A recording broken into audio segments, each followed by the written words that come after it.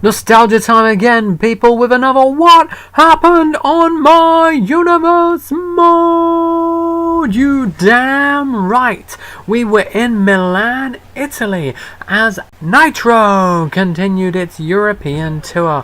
We've got a huge main event tonight with The Rock versus Goldberg, but the show started with the Ultimate Warrior heading down to ringside to say a few things. The Warrior said that he'd worked too hard in this business just so some jerk can try and tear it all down. He then quickly called out his former partner Sting, and out came his former partner Sting. The man known as Sting said things were going to get serious quick and that he had something to get off his chest. He then said to the Warrior that if he was going to defeat every single superstar in the locker room, why didn't he start with him? The Warrior said that when they next fight, he's going to give it their all, but Sting just retorted saying he didn't care where it was, he's getting his fight. The Warrior wasn't sure if Sting would be leaving the ring under his own power. Sting, though, said that next time they fight. He dropped the mic and left the ring. Weirdly. Following that little squabble, we had a match. Taker time, in fact. It was time for the WWE Champion, The Undertaker. But wait, there was someone waiting behind him. It was the $1 Million Man, Ted DiBiase. He attacked The Undertaker from behind and hit him with several moves as they worked their way down the ramp.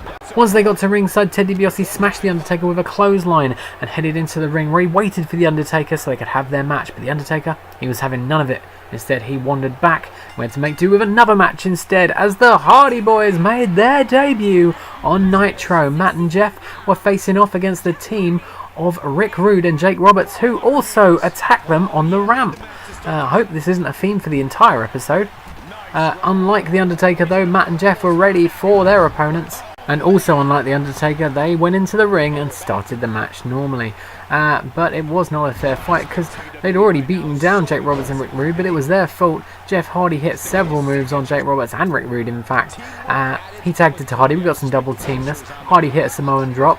Following that, however, Jake Roberts was able to hit a clothesline and then a short arm clothesline. That's the setup for the DDT. But when he went for the DDT, Matt Hardy ducked, hit him with a few kicks, got him in a headlock, hit him with a punch, and then a side effect. After that, it was time to finish it all off. Matt Hardy hit a twist of fate, tagged into Jeff, who went all the way to the other side of the ring for some reason, and hit a swanton bomb on Jake Roberts for the pin. 1, 2, 3. The Hardy Boys were victorious on their Nitro debut. Another match now, which features the brand new European champion, Bret Hitman Hart, who was taking on another man who's making his debut on Nitro, Shelton Benjamin. That's right, he's old enough to be considered retro, and he started off well enough with a big clothesline and a big knee. Benjamin also managed a kitchen sink before Bret Hart got the inevitable reversal, hitting a clothesline from behind and a big stalling suplex, followed by a nasty looking DDT, and then it was time for another reversal. Shelton Benjamin had the chance to strike his stuff once again, and his stuff weren't too bad as he hit an exploder, a massive jackknife powerbomb, and a nice looking suplex. Unfortunately for Shelton, though, this was a back and forth match, which meant it was time for Bret Hart to get the advantage once again. He ducked a move, got some kicks in, hit an atomic drop, and then finished it all off with a pile driver. And this back and forth match was won by Bret Hitman Hart. The European champion celebrated, and we got ready for another promo as Batista was back. He's been gone for a couple of months, years, depends how you're looking at it, but he started talking and posing a lot for some reason. Big Dave stated that if he has to step on a few people to get ahead, then so be it, and tonight marks the first step forward. He also stated that he was the greatest this business had ever seen, and if anyone disagrees, they can kiss his ass. He finished off by saying that he's going to get what he wants because he's that damn good, and there's nothing that you or any of the WWE Universe can do about it. Following that, we had the penultimate match of the show as Kevin Nash, one half of the new tag team champions who seems to have forgotten his belt, was taking on the wrestling machine, the Olympic gold medalist Kurt Angle. But before the match got started, oh look who turned up.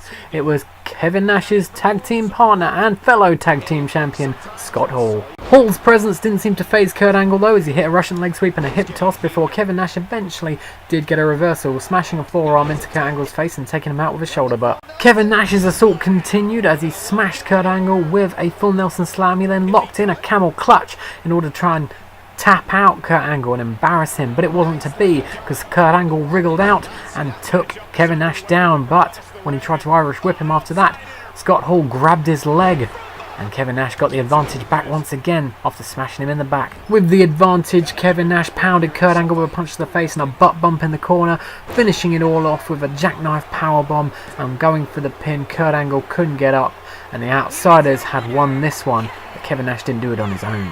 All that was left now was Nitro's big main event match as Goldberg was taking on the People's Champion, The Rock, in what was going to prove to be a huge encounter. The match began with The Rock trying to hit a belly-to-belly suplex, but Goldberg blocked it, hit a spinny suplex thing and a pump handle slam before The Rock got a reversal of his own with a fireman's carry. The Rock had the advantage for about 5 seconds before some music started playing. Chris Jericho appeared on the ramp. He and The Rock have not been getting along recently, and it distracted him enough that Goldberg could hit a dirty German suplex. But The Rock soon had a reversal, which looked like he was going to do a rock bottom, but he didn't. However, he was still distracted, and after a couple of moves, he soon got reversed and speared by Goldberg, who then hit a parade of big power moves and waited for him to get up before he hit another massive spear and the jackhammer.